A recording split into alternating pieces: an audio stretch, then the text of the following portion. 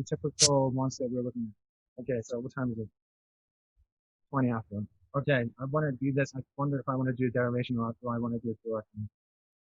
Okay, so electric potential of a point charge. Okay, let's do a simple derivation just for the hell of it.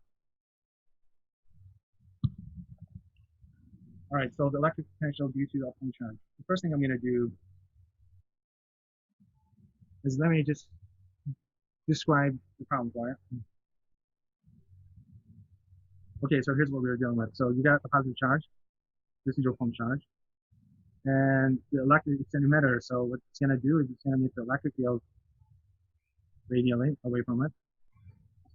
And then at certain radial distances away from it, at exact same distances.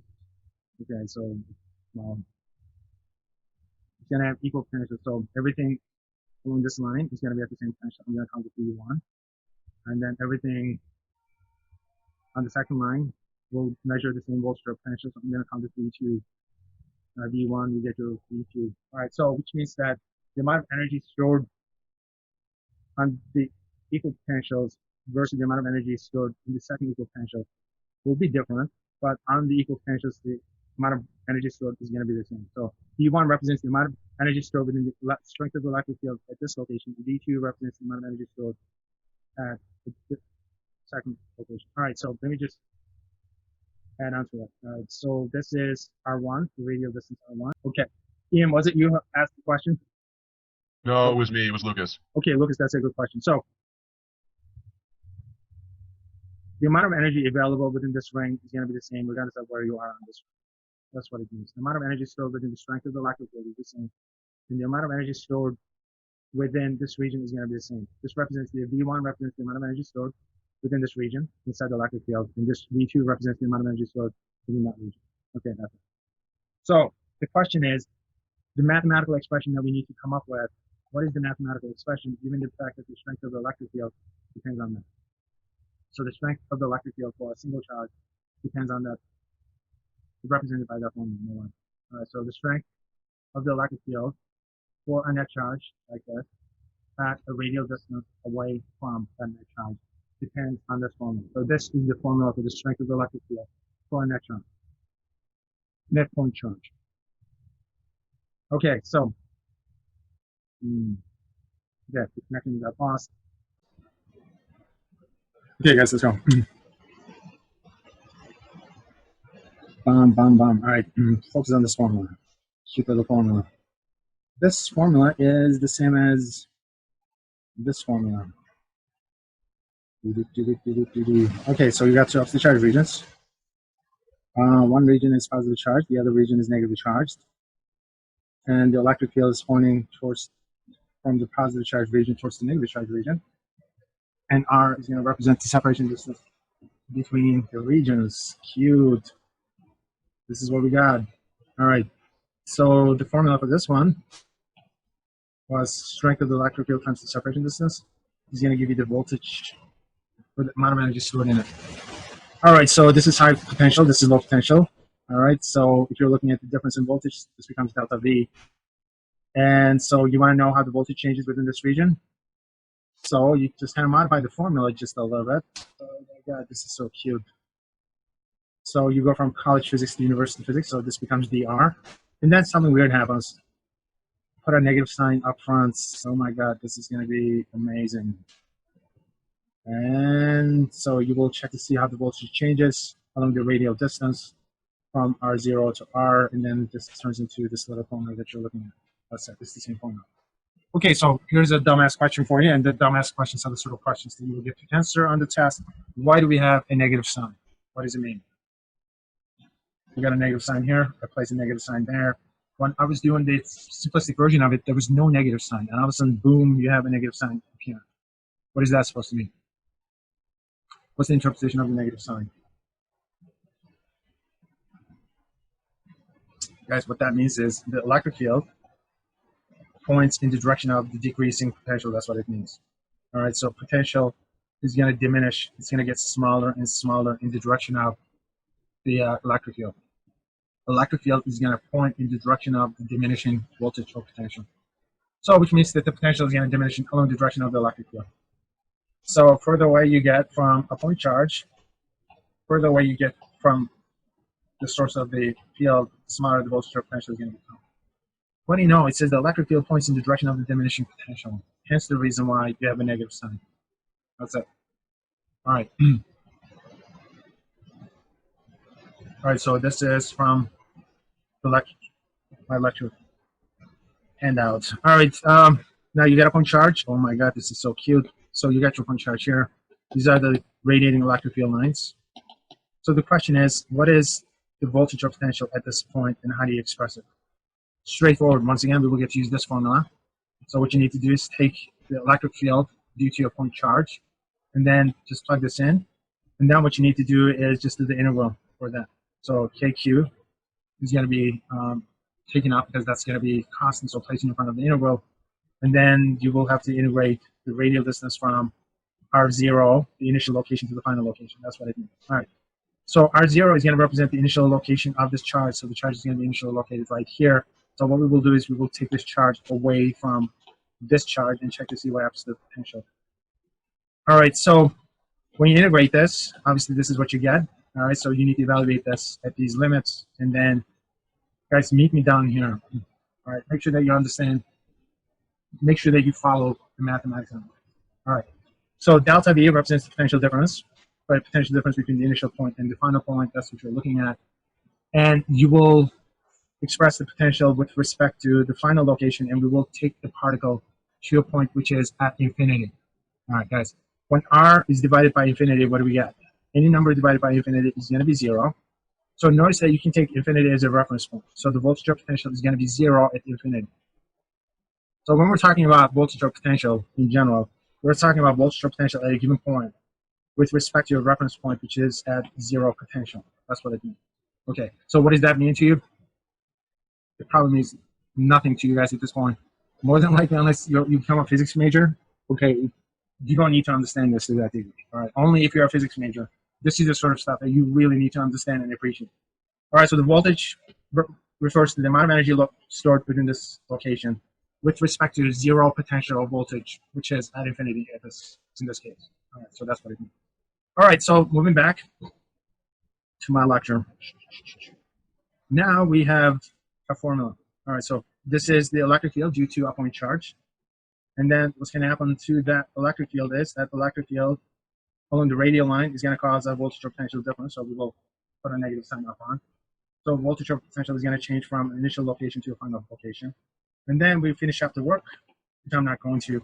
It's going to give you a formula for potential of a point charge. That's it. So this is the voltage or potential due to a point charge. All right, let's box this because this is the one we will get to use. All right, so this is a standard formula for voltage or potential due to a point charge. All right, so what does it mean? What that means is the larger the radial distance is, the smaller the voltage or potential is going to become, and that's the meaning of it. Electric field, along the direction of the electric field, the voltage or potential is going to diminish. That's what it means. All right, so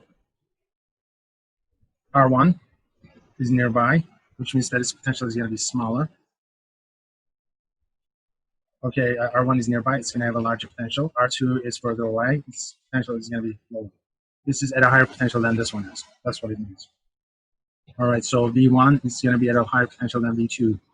Notice that along the direction of the equal potential lines, the strength of the electric field is going to diminish. And that fact is represented by a negative sign placed right there. All right, so this is the potential due to a point charge. So the potential is going to diminish in the radial direction. All right, pick out the best answer, and whenever you're ready, just jump in. B. Okay. So A, because of that earlier example? Is it A or B? Okay. I think A. All right. Let's take a look. All right. So what is that supposed to mean? What that means is what would happen if you were to increase the net charge? If you double the net charge, what happens? The voltage is going to double. Like, all right. If you double the net charge, what happens? The strength of the electric field is going to go up. As a result, the potential difference is going to go up. All right. So if that's the case, the best answer has to be it's going to be. All right. Those of you guys who picked B, give yourselves 2 points. All right. There's a visual analog for voltage or potential. Okay. Here's the way I want you guys to think about it. of it. This is a really abstract concept, but the visual representations will carry out, will do a good job in terms of understanding what's going on. Imagine just bringing a positive charge near a positive charge is almost like climbing up a hill. That's what it means. It's going to give you high voltage or high current. Right? So positive charges will have a potential field around them. It's going to look like a hill. All right? Notice that it's spiking. All right, so the positive charge, bringing a positive charge near a positive charge is going to be like climbing up a hill. That's what it means. So the positive charges will represent higher elevation. All right, if it's positive, imagine that the elevation is high. If it's negative, obviously its elevation is going to be low, so it's going to look like a potential well. All right, guys, notice that the surface is going to be at a zero potential, which means that it's got zero height. For a positive charge, high elevation, positive elevation. And for a negative charge, it's going to be a well or negative. I'm going to say elevation for this case as well. All right, so positive charges are going to be represented by hills. The negative charges will be represented by valleys. All right, so the potential difference is going to be the same as the height difference. So we are still using the gravitational analogy for this case. By the same token, the contours on this map give a clear representation of an electric field. These are contours of constant electric potential, and they too represent a terrain that has its ups and downs. When real ground goes up and down, the prudent traveler wants to know about it, because going uphill can be hard work. And exactly the same is true for electric potential. Moving up the incline of potential is hard work.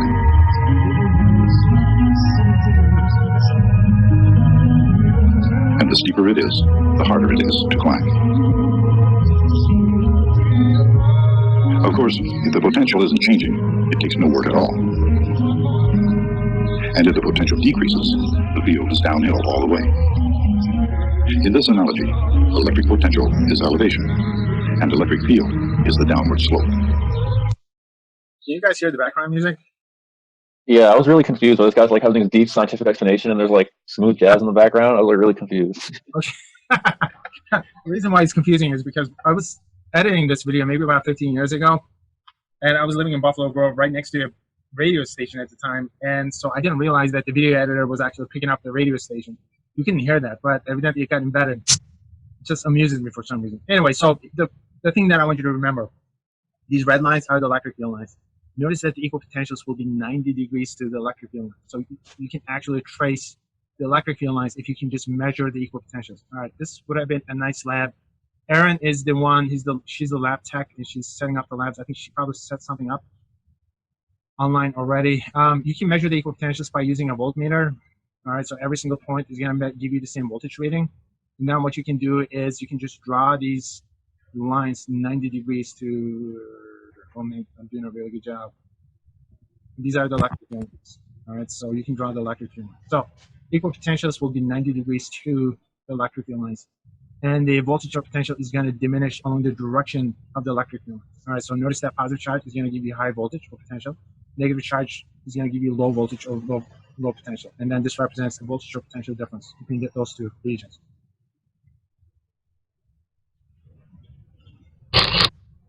Okay, once again, there's going to be a weird background music. What does the electric field for this potential look like?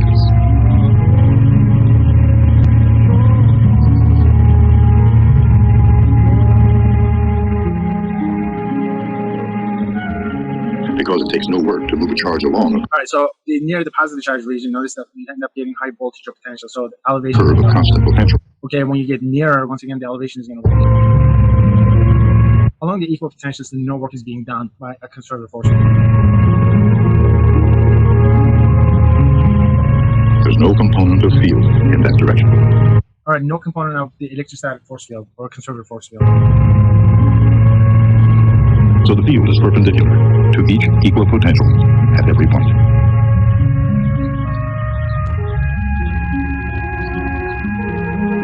And that's how it assumes it's familiar. All right, so positive charge, high elevation, negative charge, it's just that. shape. Just the well.